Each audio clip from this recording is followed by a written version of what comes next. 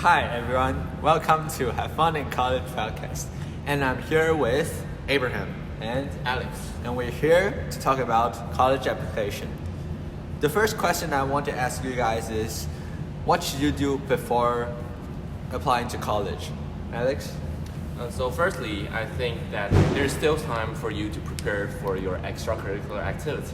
Like you are still in 11th grade and like there's still time left to fulfill that what is not enough like in your activity. I suggest that you need to know like your intended majors first to concentrate your activity down to those majors that you are interested in. And also keep in mind that for Common App, there are like 5 honors and 10 activities. So make sure you can fill them out. And also for UC application, there are like 20 in total, like including the awards you get and the activity volunteering. Internship as well, yeah. Yeah, so make sure you have those in your applications.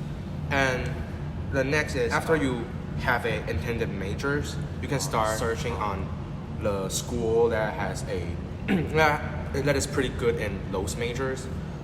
So that you can narrow down to several college you are going to apply to. And also start to plan your preference list, like which school is your dream school, like you must go to, and like what school will be your safety school that if you unfortunately missed all your chance, you still have a college to go to.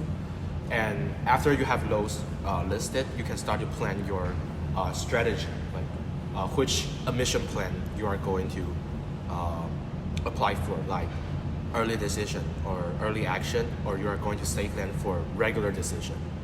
I think another important aspect when designing which school you might choose is their location.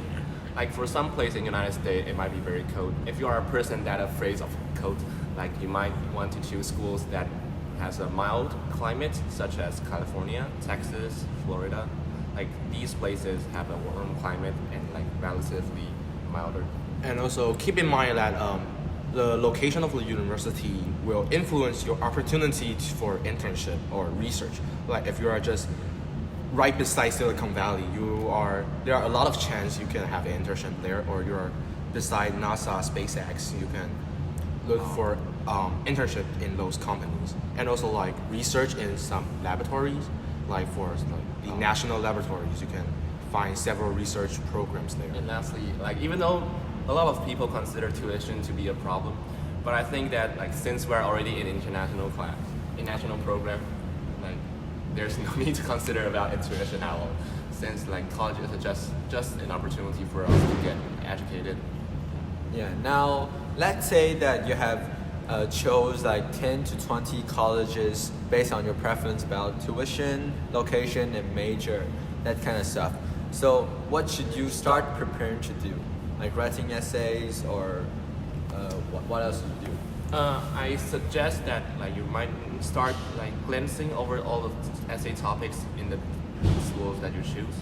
Like after you have seen all of the essay topics, some of the topics are very similar, and maybe you can try like write those essays first, and after you have written down like one topic, you can apply those topics to another topic that shares the same similarities. Yeah, and like some common one would be like why this major, and why this major essays will be more general. It's like what you can get from majoring in this subject. However, like there will also be kind of like a combined one. Why this major at this college? Yeah. So for this one, I suggest you can come up with a template. You want to study this major for a general reason, and in this college specifically, which research program, which professor, what kind of courses they offer will really attract you. And also you can add in something else, like it's not really that related to your major, maybe like some clubs, some activity there, some culture, that will add in like a kind of like a diversity to your essays. And that template can be used and can be applied for different schools. You just have to change the word count and kind of change which professor, which activity you are using. Okay, so where should you like submit your essay to? Is there like a different platform, a different method each country uses? Like for the majority of the universities in America, they use Common App. So like we use Common App as well. Yeah, the most common one is Common App, and there are several schools like MIT, U Toronto, UW, where you have separate application forms. So spend some time on their application forms. And if you are applying to England, you have a different platform called UCAS, where you have your top 5 university choice, either Oxford or Cambridge. You can only pick one between them, and the deadline for these 2 colleges mid-October. So it's pretty early. So if you want to apply to UK, you have to start even earlier. Oh, another important reminder is that like you need to send your official scores like as early as possible, like because like if you are going to send as official SAT score or official TOEFL score, College Board or like ETS, like they might take some time for their work days to deliver all those scores to your intended schools, and there might even has a chance that the schools might not receive your scores. So if this is the case, you must contact the admission officers to see that if they have received your scores or not.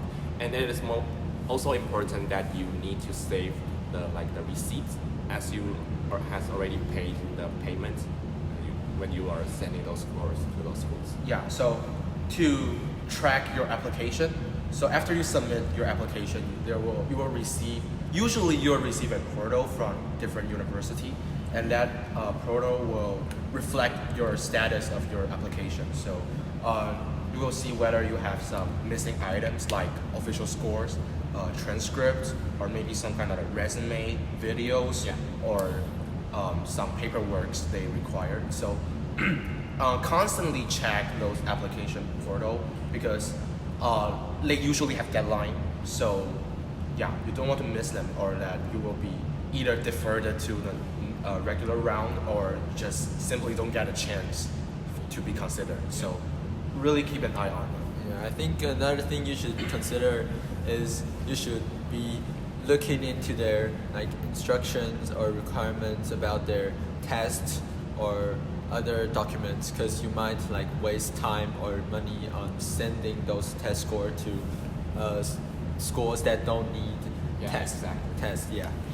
And I think there are much more rules and details during this whole process. So really spend more time researching. All right, this is all the time we have for today. Yeah, Thanks for listening to Have Fun in College podcast. And yeah, thank you. Thank you.